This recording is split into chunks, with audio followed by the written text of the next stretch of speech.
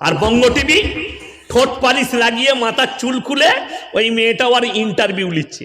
এদিকে কেউ চিনে না, গরু গাধা এগুলো আমার কাছে। বঙ্গ টিভি ওই চুল খোলা বেয়াদব মেয়েটা, বেহাড্ডা মেয়েটা, এদিকে আমি দেহ ব্যবসায়ী ছাড়া ধরি না। এবং এরা এত বড় মিথ্যাবাদী, এত মিথ্যা প্রপাগান্ডা ছড়ায়। আর বঙ্গ টিভি দর্শক আপনারা শুনলেন, এটা কিন্তু বাংলাদেশি কোনো হুজুর নয়, আমাদের পশ্চিমবঙ্গেরই একজন হুজুর না খেজুর, একে কি বলবো বলুন তো।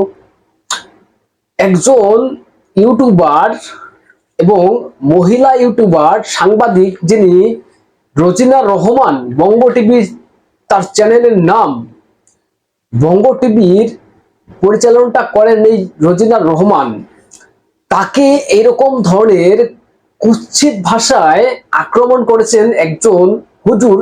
এটা কোনো বাংলাদেশের ভিডিও নয়, মানে বাংলাদেশ থেকে এরকম কোনো ভিডিও আসেনি, এটা আমাদের রাজ্যের থেকে। ভাবুন, রাজ্যটা কি বাংলাদেশ হয়ে গিয়েছে? এই রাজ্যটা কি বাংলাদেশ হয়ে গিয়েছে যে মহিলাদের উপরে এইভাবে আক্রমণ করা যায়, কুৎসিত ভাষায় মন্তব্য করা যায়? মানে একদম জঘন্য জঘন্য। এর বিরুদ্ধে কবে ব্যবস্থা নেওয়া হবে? মমতা ব্যানার্জি এর বিরুদ্ধে কবে ব্যবস্থা নেওয়া হবে? একজন ইউটিউবারকে, একজন সাংবাদিককে বলছেন আমি একে তো দেহ ব্যবসায়ী ছাড়া ধরি না। একজন সাংবাদিক, তাকে আপনি সাংবাদিক ছেড়ে দিন, একজন মহিলা তাকে বলছে আমি একে তো দেহ ব্যবসায়ী ছাড়া ধরি না। এ তো দেহ ব্যবসায়ী, একে ওপেন রেপ করে দেওয়া উচিত। এই ধরনের মন্তব্য, ছি ছি ছি, এ কি ভিডিও দেখছি! এটা রাজ্যের কি অবস্থা আমাদের! দর্শক, রোজিনা রহমান আপনারা নাম শুনে জানেন, আপনারা চিনেন, একজন পরিচিত মুখ। তাকে এই ধরনের হুঁশিয়ারি দেওয়া হচ্ছে একজন মানে হুজুরের তরফ থেকে। একজন হুজুর, লজ্জা লাগা দরকার। প্রিয় দর্শক, আমি নয়ন রায়, আপনারা দেখছেন হাবড়া টিভি। দর্শক, পয়েন্টে আসি। পাঁচাটার কোনো সুযোগ নেই, পাঁচারটা আসেনি। হক, অথেন্টিক, পিওর এবং রিয়েল কথাটাই বলতে এসেছি। সত্য যেটা সেটাকে বলতে হবে, সেটাকে স্বীকার করতে হবে।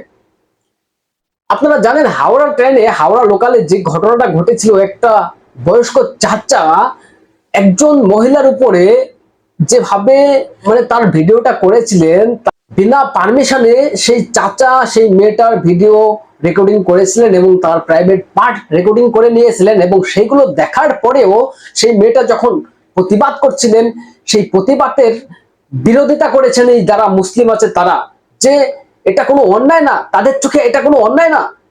তখনও বলেছিলাম যে তখন এই মেয়েটা তো হিন্দু ছিল যখন হাওড়া ট্রেনের যে ঘটনাটা ঘটেছিল। আজকে এই রোজিনা রহমান, সে তো মুসলিম, তার হয়েও কথা বলছি।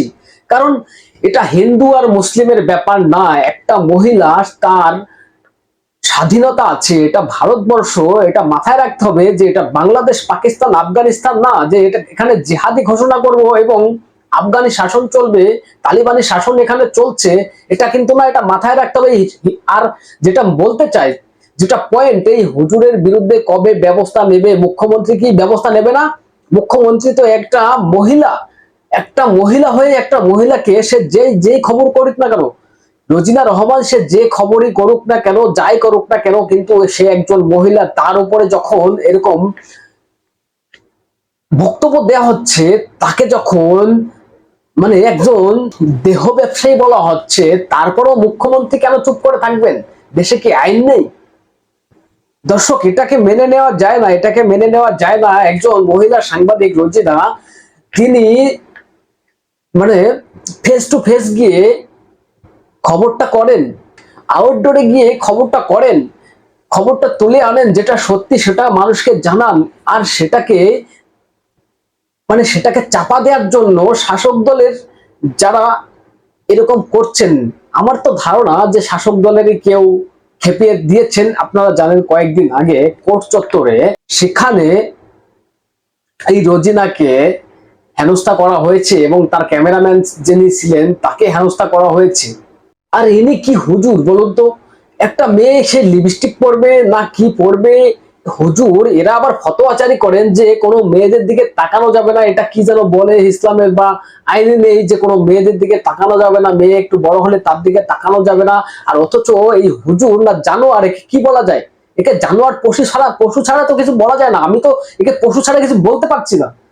একজন মহিলা কি পরবেন, কি লিপস্টিক লাগাবেন, চুল খুলে যাবেন না কি যাবেন, সেটা কি তার আপনার দেখার অধিকার আছে? বা আপনি কি বলার অধিকার আছে আপনার সে কি করবে না করবে?